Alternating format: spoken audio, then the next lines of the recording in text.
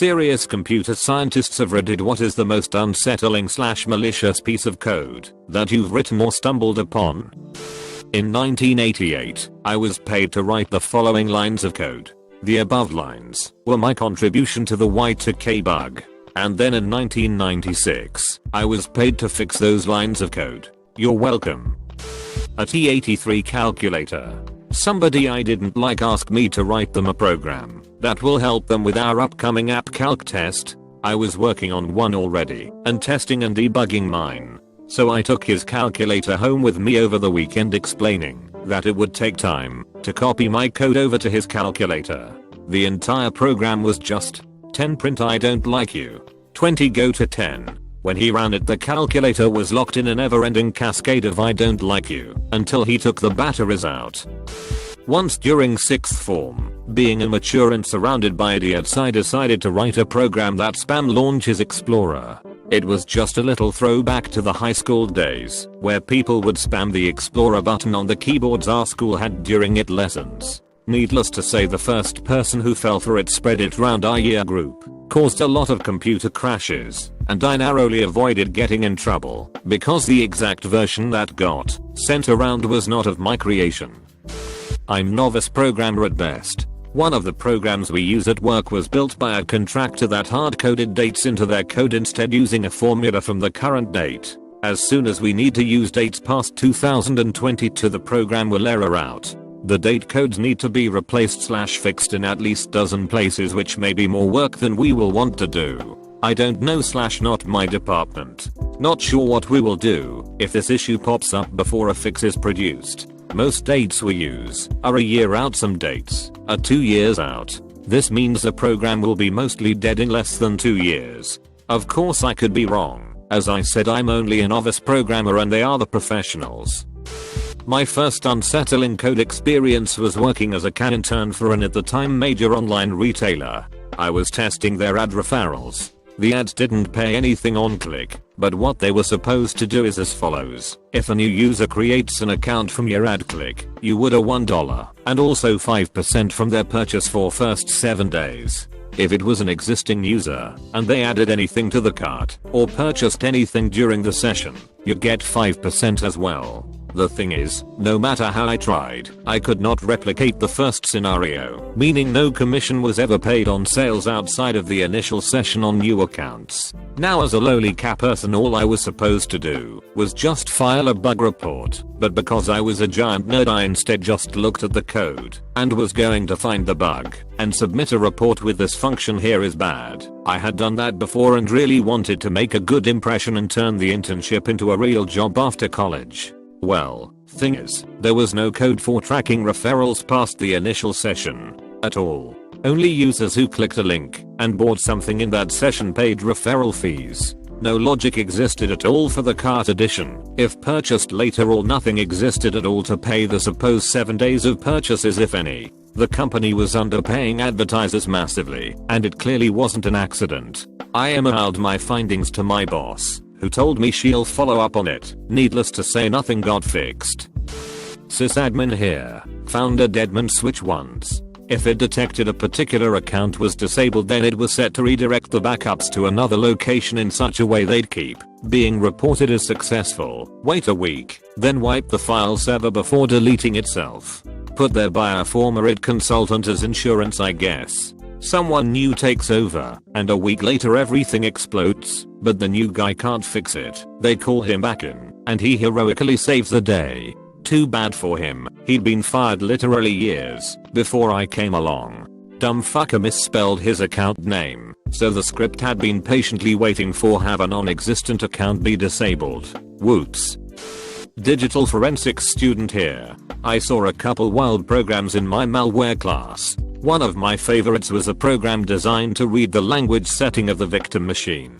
If it was Japanese, the malware uninstalled. If it was English or almost any other language, it displayed an ominous message, like "you're a lucky one." If it was Chinese, it tried to brick the computer. I never found out the story behind it, but I feel like there was one.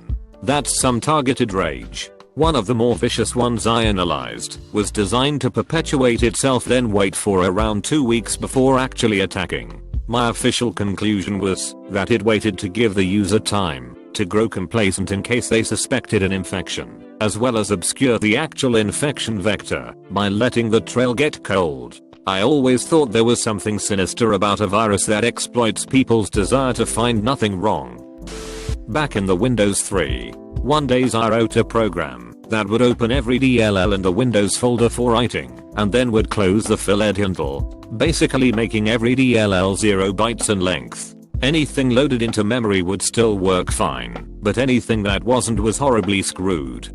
Basically, this trashed Windows and required a reinstall to fix. You could never pull this off today without a user clicking OK on a dialog window a million times. I wrote it just to see if it would work as I expected, and it did. I had a few friends take this thing, without my knowledge at the time, and run it on display computers at Radio Shack.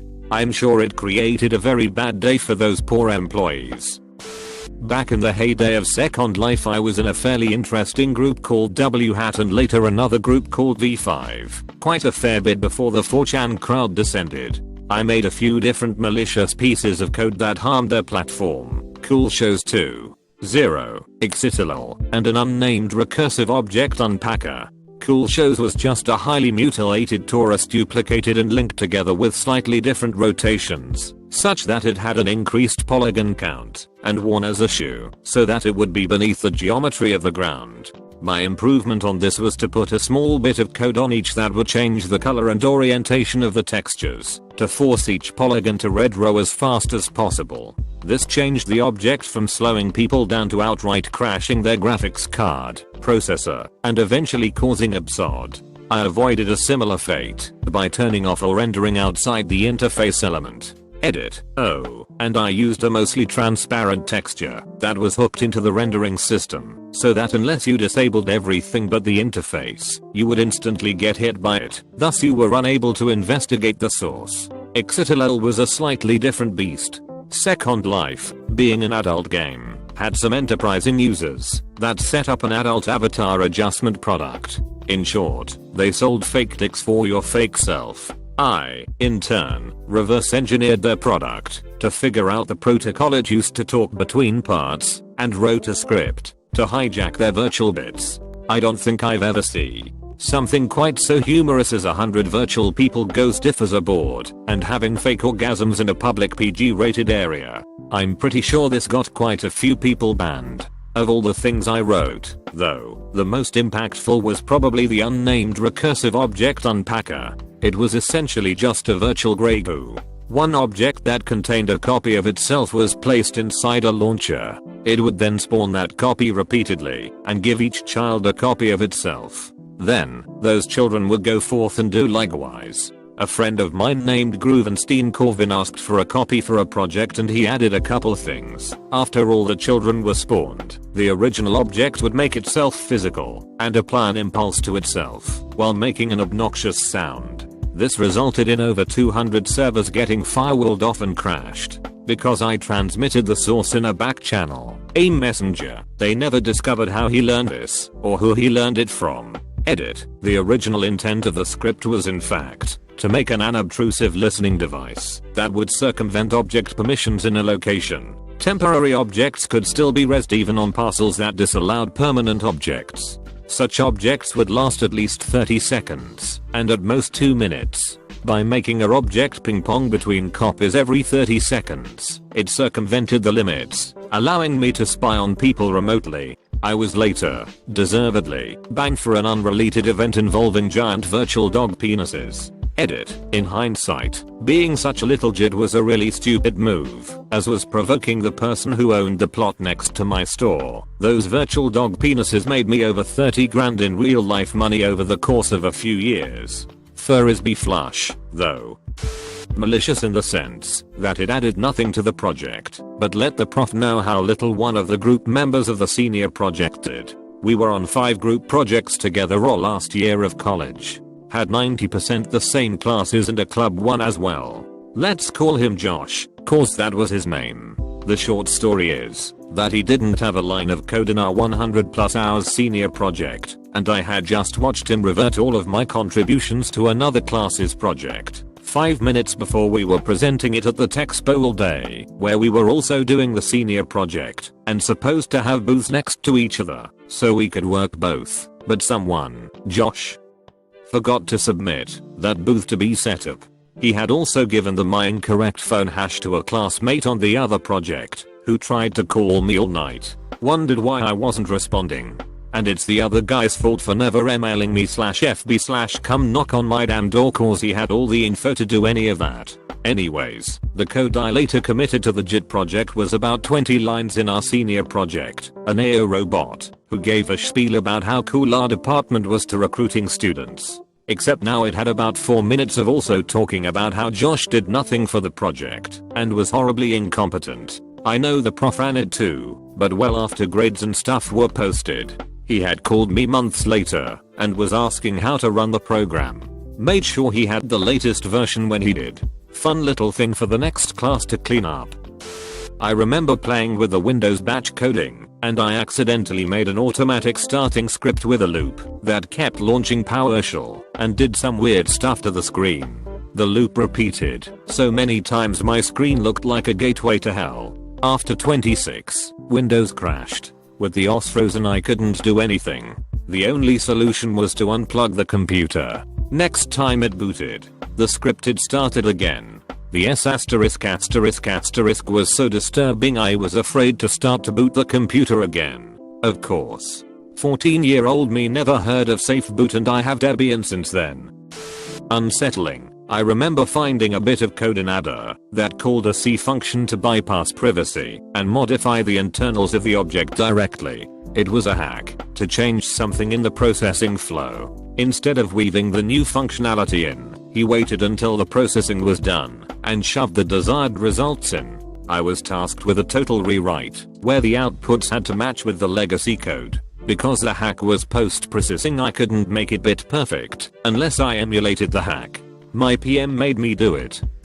Not really that malicious. When I was at 6th form, I wrote 4 little apps that would be perhaps described as irritating, although one may have been a little malicious. 1. While true, print CHR. 7. Basically this would give the computer a system beep constantly. When you were running it with a normal alphanumeric character, you could easily break out of the program. However, with the beep character, you couldn't. My theory was that it took longer for the speaker to produce the beep than it took for the computer to print the beep. Only way out of it really was to reboot the computer. 2. A program that would run and just sit there and wait for 10 minutes up to 1 hour before opening and closing the CD drive. It would then half that time and do it again and half it again until it was opening every minute. The program was hidden in Windows as Explorer Eggs, so you weren't really able to close it easily. 3. Perhaps this was a little malicious, on a par with going to the furthest extreme cell in Excel and type a full stop. When opened, it would just send hundreds of blank pages to the printer. Not usually a problem, but when you were in an environment that would charge 5p per printout on a print account system, it would cause irritation.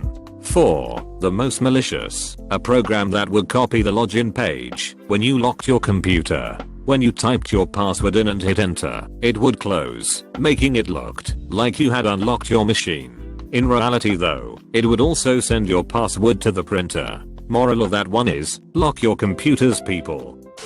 I was a sysadmin, doing testing on a government contracted website. After a recent code push from our developers, we were getting ready to send out emails to 600 users, one of our biggest groups to use the site. At that time, I'm the one sending the email, thankfully with my boss looking over my shoulder. A message pops up something along the lines of this will send 1000 plus emails.